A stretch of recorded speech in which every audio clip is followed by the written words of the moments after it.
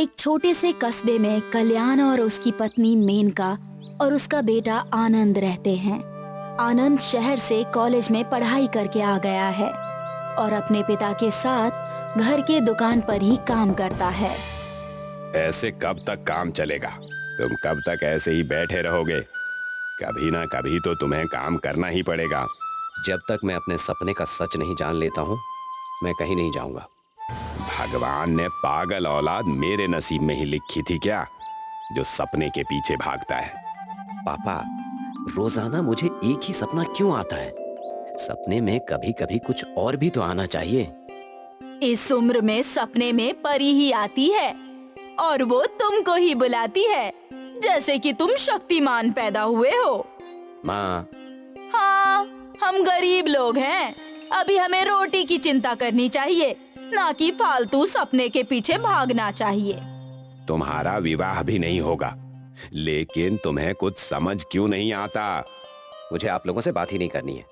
आनंद अपने कमरे में चला गया और सो गया। एक जादुई गुफा में परी कैद है और वो मदद के लिए चिल्ला रही है, मुझे बचाओ, मुझे बचाओ, मैं यहाँ कैद हूँ, मुझे बाहर निकालो। आनंद नींद में ही चिल्ला रहा है, मैं आ रहा हूँ, मैं आ रहा हूँ, तुम चिंता मत करो, मैं आ रहा हूँ। आनंद की आंखें खुल गई और वो परेशान हो उठा।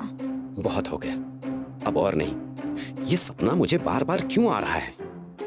ये कोई ऐसे ही तो नहीं है। मुझे इस सपने के पीछे जाना होगा। आनंद रात में ही घर से निकल गया और जंगल में जा पहुंचा। जंगल में बहुत अंधेरा था। मैं भी पागल हूँ क्या, जो एक सपने के पीछे ये खतरा मोल ले लिया? यहाँ इतना ज्यादा अंधेरा है और तेज तेज हवाएं और ये अजीब सी आवाजें आ रही हैं। ये भगवान, मुझे डर लग रहा है। आनंद को बहुत डर लग रहा था, लेकिन वो फिर भी रास्ते में चलता रहा।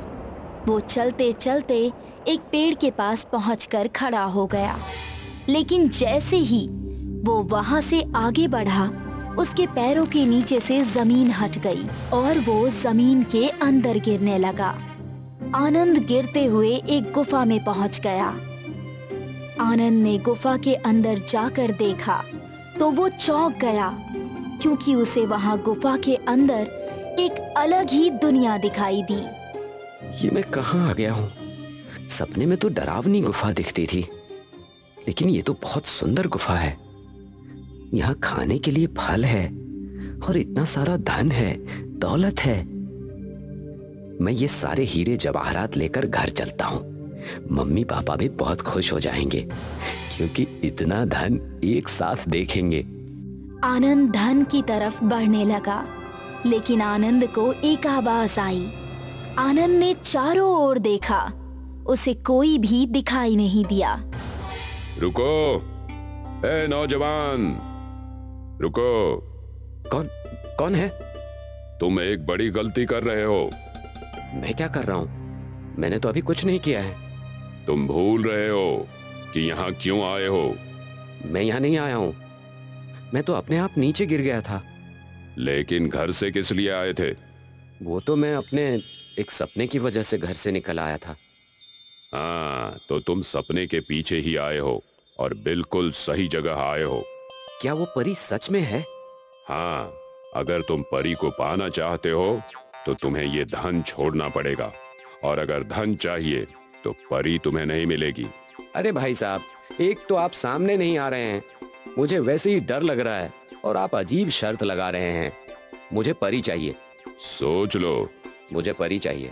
ठीक है, लेकिन समझ लो कि मौत का दरिया है और तुम्हें डूब कर जाना पड़ेगा। क्या ये सच है?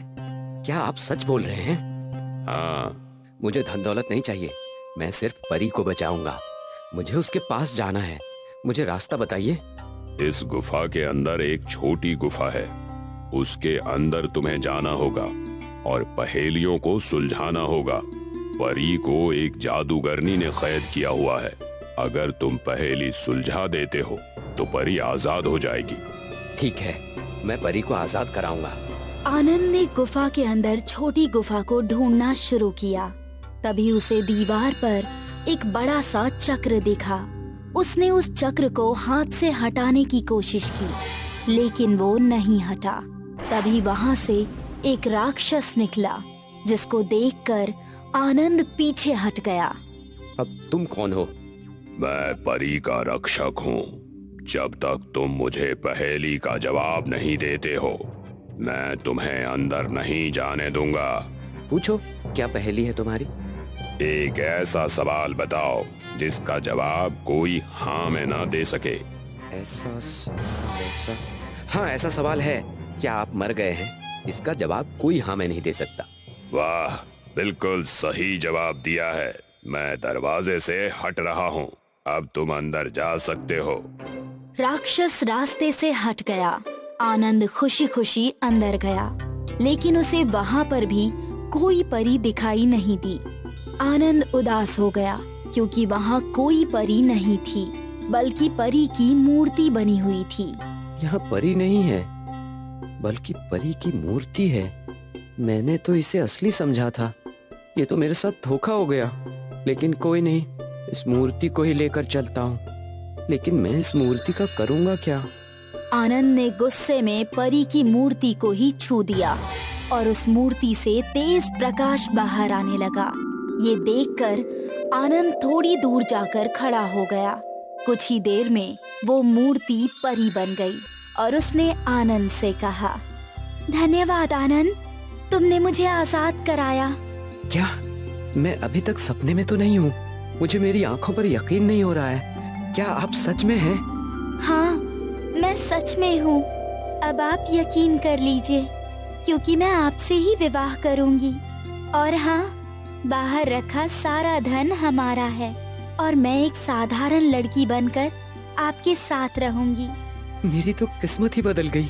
आप बहुत ज्यादा ईमानदार, सच्चे, नेक दिल और बहादुर हैं, इसलिए मैं आपसे ही विवाह करना चाहती हूँ। आनंद और परी सारा धन लेकर गुफा से बाहर आ गए और एक मंदिर में आकर दोनों ने विवाह कर लिया। फिर अपने घर जाकर परिवार के साथ खुशी खुशी रहने लगे।